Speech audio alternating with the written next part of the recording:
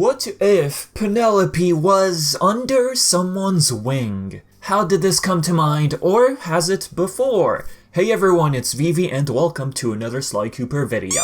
You maybe saw my tweet on Twitter. The tweet I'm referring to has to do with this scene that plays out before we enter episode 5 in Thieves In Time. In this scene, Sly feels like this sense of new confidence hit Bentley, how he's even proud of him, bouncing back stronger than ever. Sly believes that Bentley feels accomplished, having dealt with his personal demons, the Black Knight, aka his ex-girlfriend Penelope, and what this scene seems to indicate, Clockla in this case. One crippled Bentley physically, Clockla, and the other emotionally, being Penelope. Just looking back at this scene, seeing Penelope right under Clockla's wing, or clockwork, really made me think back to this thought that came to mind at one point. Just a simple what-if scenario. Before we dive deeper into all this, a bit of a side topic. Looking back at some of the cutscenes in Sly Cooper Thieves In Time, I still really do appreciate the style. Actually, looking back at Sucker Punch's trilogy,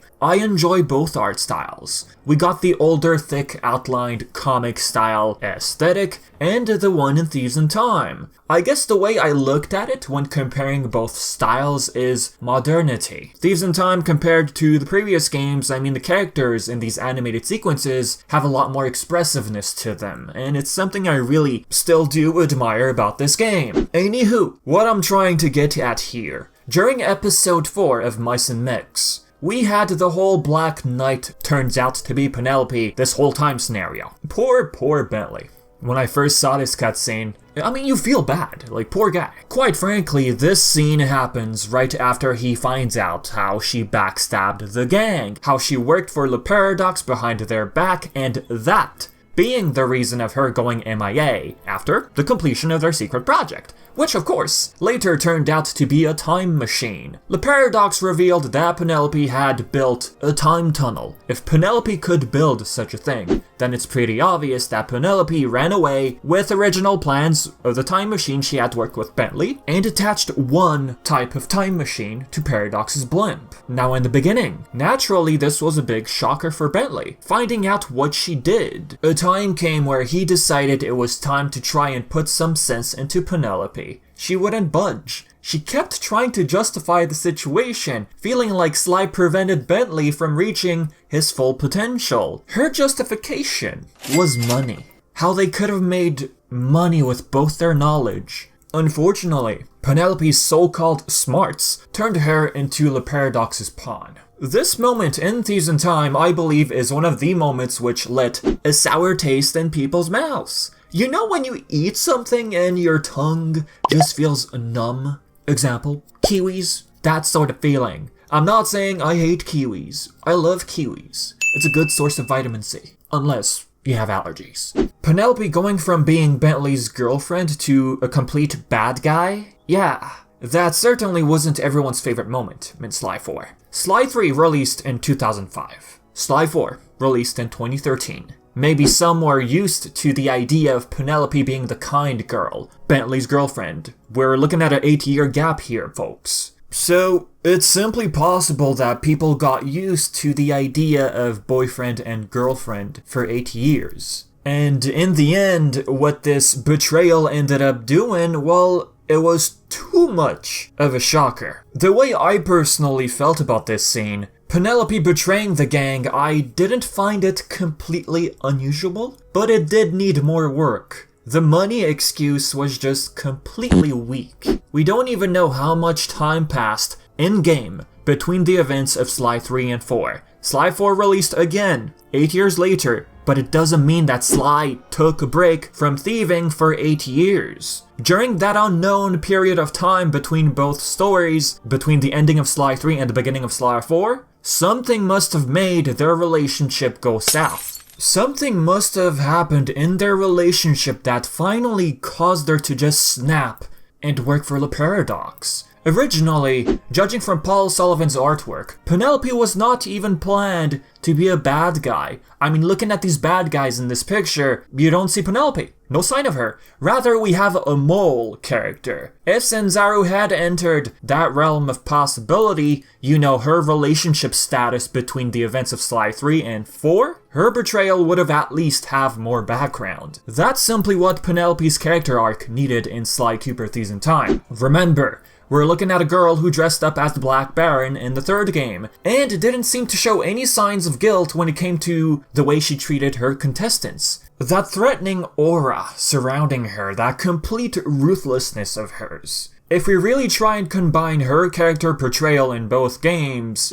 I feel she's vulnerable. Vulnerable in a way where she's easily manipulated and prone to selling herself out. She fell into the clutches of the paradox, thinking what she was doing was the best option, thinking she was helping Bentley out of insecurity, thinking she was doing him a favor. But really it just turned into the complete opposite. It ruined their relationship and the trust she had with the gang. Remember, Penelope originally had her eyes out on Sly. That smirk of hers ain't too subtle. But then she fell for Bentley. Then time passes, she doesn't understand the whole Cooper thief legacy thing. What Sanzaru could have done, like I said, they could have simply added more background, more dialogue about how their relationship really turned out during Sly's fake amnesia break with Carmelita and the start of Thieves in Time. That way, we would have realized that Penelope had ulterior motives to try to get her and Bentley to become rich. She sadly saw that elsewhere, was manipulated, and suddenly thought it was a good idea to try and murder Sly.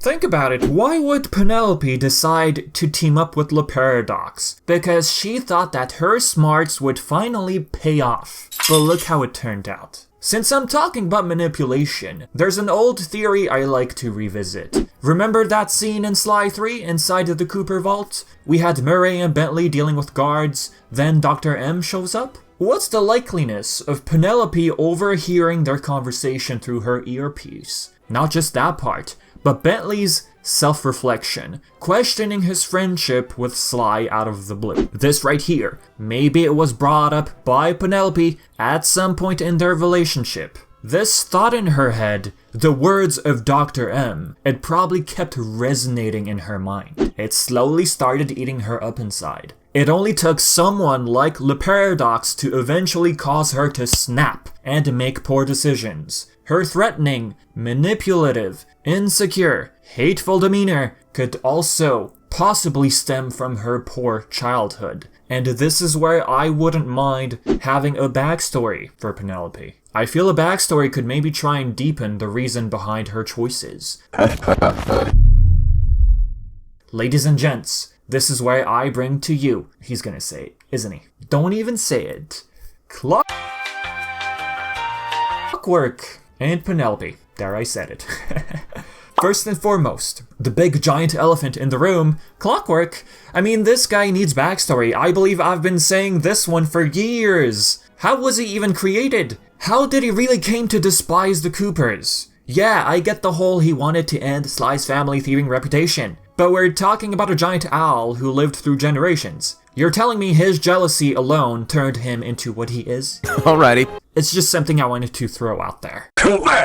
What I'm trying to get at here, I could imagine Penelope being someone who was abandoned by her parents. Not someone who wandered away from her family, but someone who was emotionally abused and grew up in a toxic household. Maybe her parents hated the fact they conceived a child. Instead of Penelope ending up at an orphanage, Clockwork saw potential in this little girl. Someone who he could have taken under his wing. Closest father and daughter relationship, one she never got to experience. Now the question is, why? Why would Clockwork, assuming he was alone all his life, want to raise a stranger he found on the streets? Why did he feel the need to take care of this girl? Is this part of his character we're all unaware of? This is where I bring up the common phrase you've probably heard. Evil is not born, it's created. Clockwork could have started as a good guy. At a point in his life, he thought his goal was to eliminate the Cooper legacy. But underneath all that hatred still lied compassion, heart. His own worst enemy at that. Remember? Clockwork's fuel is hatred and jealousy. If he were to lose hate, for example, his hate ship would lose power. he would weaken himself. He would lose. As he raised Penelope, taking care of her, he probably realized that it was doing more harm than good to him. Showing compassion and warmth towards Penelope could have caused him to simply weaken.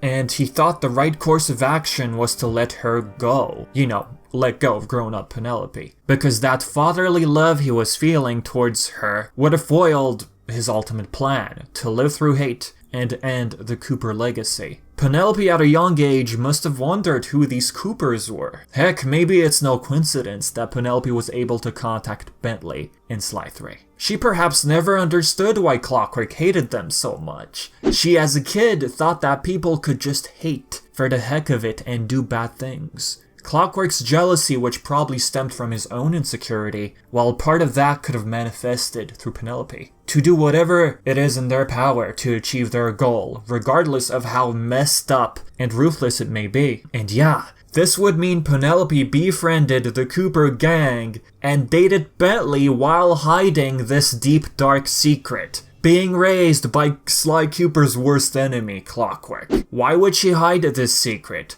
Well, out of fear of rejection. She realized she found a new place in her life, not just friends, but a partner. At this point in time, Penelope knew that Clockwork was dead, so she didn't really see any sort of problem in what she was doing. It's possible Penelope is the one who kept Clockwork's brain as memorabilia. No one knows what really happened to Clockwork's brain in Sly 2. His data, his soul. What could be even more messed up here? She feels bringing Clockwork back is the next thing to do. She can easily construct a new body for Clockwork. The one who raised her. The one who showed her fatherly love growing up. Why? Why do that? Why bring a monster back? Because she's all alone again. She's desperate.